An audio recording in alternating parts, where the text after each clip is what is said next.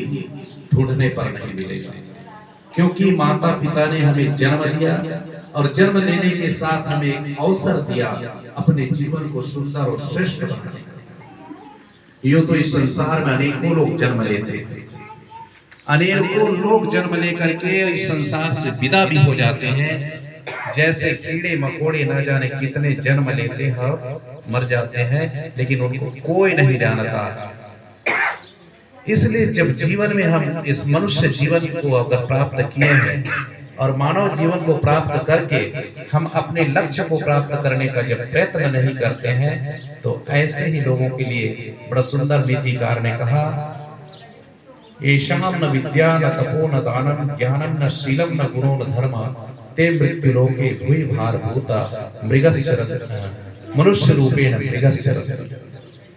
मानव का जीवन तो पाया, मानव जैसा देखने में मिलता है, देखने में लगता है, लेकिन कहता है न उसके अंदर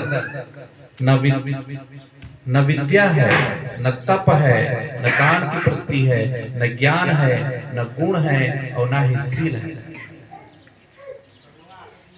जिसके जीवन में ये सारी चीजें नहीं है, न विद्या है, न तप है, न दान है, न गुण है, न ज्ञान है, न शील है और न ही सेवा है और न ही गुरु भक्ति है ना। यूं तो हमारे संत लोग 8 महासद्गुणों की बात करते हैं, दया, क्षमा, सत्य, शील, विचार, विवेक, गुरु भक्ति और संतोष। ये जो 8 महासद्गुण जिस मनुष्य के जीवन में है, कहते हैं वही मानव श्रेष्ठ है, वही मानव है, वही इंसान है और वही इस संसार में रह करके कुछ अच्छा कार्य कर जाता है।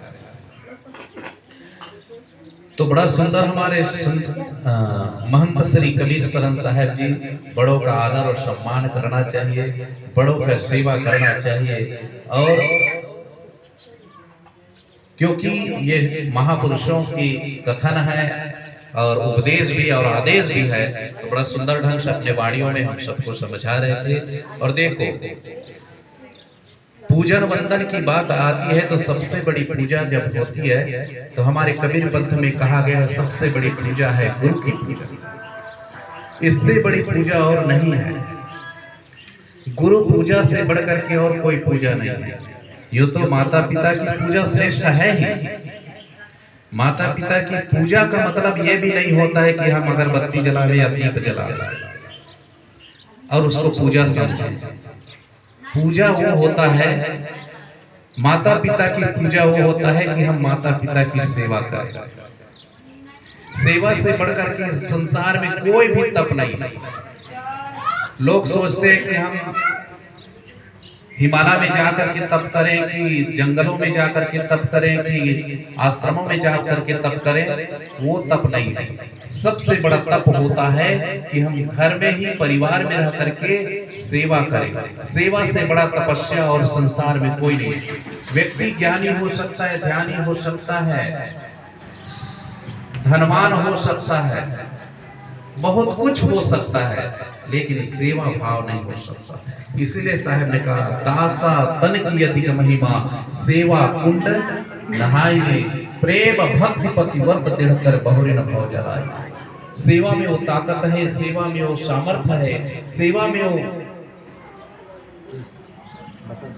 संपूर्ण शक्ति समाई हुई है कि आपको सेवा के बल पर ही आपको मोक्ष मिल सकता है, सेवा के बल पर ही मुक्ति मिल सकता है, सेवा के बल पर ही परमात्मा मिल सकता है। अगर आप ज्ञानी हो सकते, यही तो गुरु धनी धर्मदास साहब जी को सदगुरु कबीर साहब ने समझाया, बताया और कहा कि हे धर्मदास,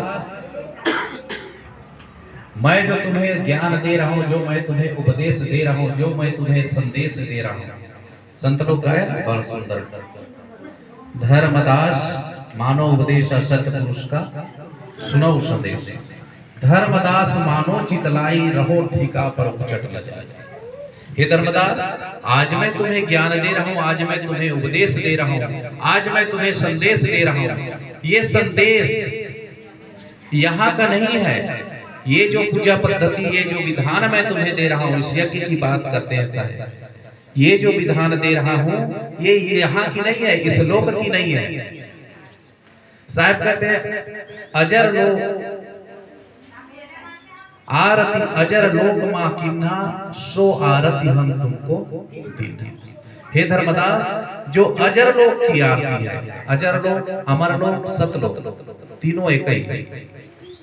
जो अजर लोक की आरती है, अमर लोक की आरती है, सतलोक की आरती है, उसे मैं तुम्हें दे रहा हूं और वहीं का ही ज्ञान दे रहा हूं। मैं तुम्हें जो दे रहा हूं ये ज्ञान, ये संसार का ज्ञान नहीं है। ये जो ज्ञान है ये अमरलोक का ज्ञान है, अमरलोक का संदेश है, ये सतलोक का संदेश है। जिस संदेश को मैं तुम्हें दे रहा हूं, अगर तुम इसको मानो और चित्त लगा करके सुनो। क्या कहा? धर्मदास मानो चित्त लाई, रहो ठीका पर उचट। मानो और चित्त में धारण करो और अपने ठीका पे रहो, अपने स्थान पे रहो, मेरे शब्द पे रहो। अपने ठीका माने मेरे शब्द पे रहो। मेरे शब्द पे रहोगे तो तुम्हारे जीवन का कल्याण होगा, साथ ही साथ तुम्हारे माध्यम से, तुम्हारे द्वारा समस्त जीवों का कल्याण होगा। ये विधान सत्पुरुष ने गुरु धर्मदास साहेब को दिया और कहा, धर्मदास मानो चित्त लाई, रहो ठीका पर उचट न जाएगा। अगर तुम ठीका पे नहीं रहोगे, मेरे शब्द पे नहीं रहोगे, मेरे वचन पर नहीं रहोगे, तो कहा इस संसार में तुम्हें कोई बचा नहीं सकता, क्योंकि गुरु सीढ़ी से उतरे शब्द विमुखा होए और ताको काल घसीटी है, फिर राख सके नहीं कोई। इस संसार में जो गुरु के वचन से नीचे उतर जाता है, गुरु के वचन से